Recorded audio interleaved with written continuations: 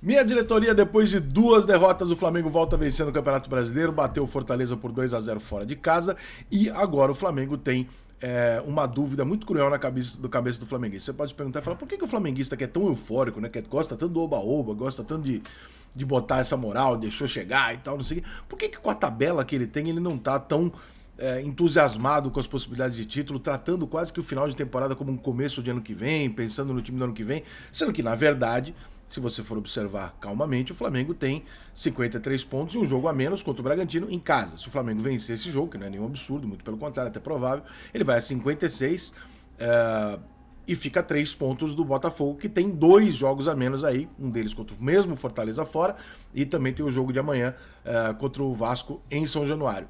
São resultados impossíveis? Não, são resultados até prováveis. O Flamengo ganhar em casa do Bragantino, o Botafogo eventualmente não vencer os 2 jogos, né? Ou pelo menos um dos 2 jogos o Botafogo tropeçar contra Vasco fora e Fortaleza fora, e você tem uma proximidade ali do título, não igual a do Palmeiras, né, tal, não igual a do próprio Bragantino, mas você se aproxima. Só que aí você tem uma tabela pela frente que eu acho que o flamenguista ele tá entre o que ele assiste e entre o que ele vê na tabela. E eu entendo por que o flamenguista não tá com esse entusiasmo. Porque o que o flamenguista vê é um time altamente inconsistente. É um time capaz de jogar um bom primeiro tempo contra o Fortaleza e não jogar o segundo tempo. É um time capaz de fazer frente para um adversário forte durante 45 minutos e sumir no final, ou jogar mal o primeiro tempo e de repente reagir, mas não é um time consistente, claramente não é um time que dá para confiar, né? É um time que oscila muito. E hoje, de novo, o Flamengo fez um bom primeiro tempo contra o Fortaleza, alguns bons destaques individuais, na maneira que o Tite escalou o time, ele foi razoavelmente inteligente quando ele coloca o Everton do lado do Luiz Araújo do outro. Ele dá uma velocidade pelas pontas que o Flamengo pode usar, né? O Flamengo contratou esses 2 jogadores pensando nessa velocidade, nesse tipo de jogo. Então, eu gosto dessa formação, eu gosto quando ele escala esses 2. O Everton, o Cebolinha já melhorou muito na mão do Tite, confiança, o cara conhece ele e tal. Thiago Maia e o Pulgar, os volantes um pouco mais na contenção, a Arrascaeta para fazer a criação e tal. O Felipe Luiz jogou hoje na lateral, muitas vezes fechando, ajudando defensivamente mais do que ofensivamente, mas é uma escalação do Flamengo que é ok, interessante. Só que esse time do Flamengo ele é incapaz de manter por 90 minutos. Então ele faz 1-0, vira o tempo e ele não joga. E aí o Fortaleza domina o jogo e quase que empata o jogo. Aí o Flamengo acha uma bola no final. O Tite confia, como todo treinador que passar pelo Flamengo não é trouxa, vai confiar, vai falar, pô, o adversário precisa de 10 ataques, eu preciso de 2, porque a bola vai entrar, irmão. A qualidade que eu tenho na frente é a qualidade que o adversário tem. Então, sabendo disso, o Flamengo usa a letalidade dele para poder vencer o jogo. Mas olha como a tabela do Flamengo é boa. Ah, tem o Palmeiras? Tem, mas é em casa. E é um confronto direto. O que pode ser melhor do que você pegar alguém que tá na sua frente na tabela, na sua casa? Maravilhoso. Jogo de 6 pontos, dentro de casa. Né? Bragantino, dentro de casa. Fluminense, mando do Flamengo. É clássico, mas é mando do Flamengo. É o Fluminense totalmente de férias. Aí o Flamengo sai, mas sai para jogar com o América Mineiro, que tá rebaixado. E aí ele volta pro Rio de Janeiro e pega Atlético Mineiro e Cuiabá, os 2 aqui. E vai jogar contra o São Paulo de férias na última rodada lá no Morumbi. A tabela do Flamengo, se o Flamengo tivesse um futebol razoavelmente consistente, eu diria que o torcedor do Flamengo estava olhando a tabela como gabarito, como 100%. Falando assim, eu vou ganhar todos os jogos. Porque, na verdade, o Flamengo é favorito em todos os jogos dele, daqui até o final do campeonato. Essa é a verdade. O Flamengo ele é favorito contra o Bragantino em casa, ele é favorito contra o Palmeiras em casa, embora haja ali um equilíbrio, mas tem o favoritismo de jogar em casa, né? Se fosse em São Paulo, o favorito seria o Palmeiras, mas Fla-Flu, Fluminense quer nada com nada, Flamengo favorito.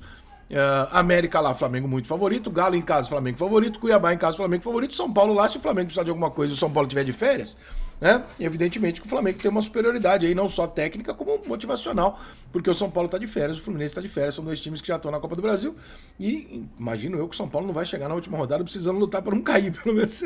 Eu espero que isso aconteça, né? Já depois da vitória do último jogo deu uma aliviada. Acho que até o final o São Paulo escapa tranquilo e tal.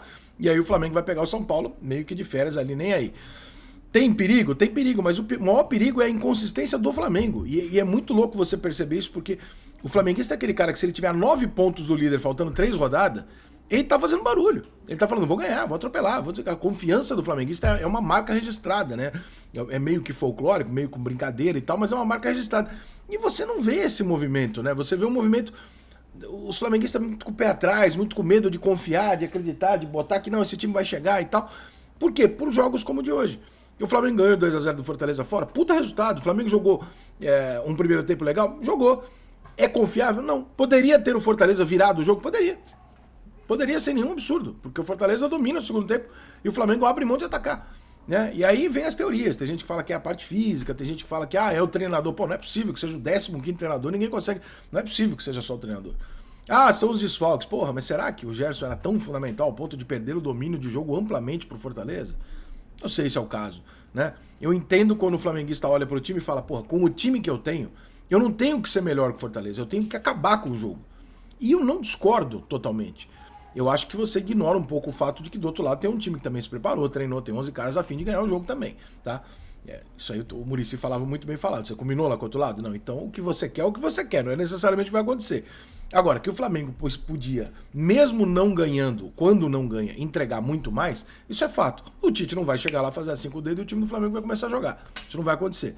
É um projeto pro ano que vem? Provável, mas não é um absurdo, nem um pouco absurdo, o flamenguista olhar pra tabela e falar, peraí, cara, se a gente encaixar aqui mais ou menos, eu tô na briga. E tá sim. Porque a tabela do Botafogo não é fácil, a tabela do Palmeiras não é fácil, a do Bragantino não é fácil, o Grêmio não tem um timaço, o Atlético Mineiro tropeça quando não pode, é o Robin Hood do campeonato, né? Ganha dos times grandes e perde pros times que estão lá atrás. Então, é possível que o flamenguista consiga entender a vitória de hoje como uma vitória que coloca o Flamengo na briga pelo título, sim. Coloca sim o Flamengo na briga pelo título, especialmente por esse jogo a menos, que é exatamente contra o Bragantino. E repito, a sequência é contra o Palmeiras, né? Palmeiras e o Bragantino. São dois jogos que o Flamengo joga contra adversários que estão na frente dele dentro de casa. Se ele faz a lição de casa dele e ganha os 6 pontos, irmão, o cenário é outro. O Flamengo fica na cola ali. E aí vem todas as questões que o flamenguista faz valer a pena. A questão psicológica dentro do Rio de Janeiro, quando o Flamengo tá na cola e o Botafogo é o líder, é muito diferente de quando o Botafogo tá se aproximando do Flamengo. O flamenguista vai fazer da vida do Botafoguense um inferno, porque o Botafogo tá morrendo de medo de perder o campeonato. E o Flamengo vai estar morrendo de vontade de ganhar. A gente sabe o que costuma acontecer quando um tem medo de perder e outro tem vontade de ganhar. Então, esse cenário mental, psicológico da decisão do campeonato, ela pode cair no colo do Flamengo através desses confrontos se o Flamengo conseguir bater o Bragantino e o Palmeiras dentro de casa e esperar que o Botafogo dê uma tropeçada ali. Uma boa tropeçada ali contra o Vasco, que não chega nem a ser um... né, jogar com o Vasco em São Januário, é um clássico, o Vasco tá desesperado. E o jogo fora contra o Fortaleza, que vocês viram hoje, o time do Fortaleza não é nada bobo. Então, pô, dá pra você imaginar que o Botafogo possa tropeçar nesses jogos e o Flamengo chegar. E aí, irmão, nós vamos ter um terror psicológico aqui na cidade, porque vai ser um tentando evitar o que ele vai considerar um vexame, eu não considero, mas ele vai considerar, e o outro tentando falar, eu sou tão foda que de novo eu vou chegar mesmo tendo vivido um ano em crise, e etc, etc. Então, tudo isso em volta desse tipo de jogo, desse tipo de final de campeonato, passou por essa vitória hoje, porque hoje eu sei que era um jogo que o flamenguista tinha dúvida, se eu não ganhar do Fortaleza lá, eu não vou disputar, mas se eu ganhar, e ganhou.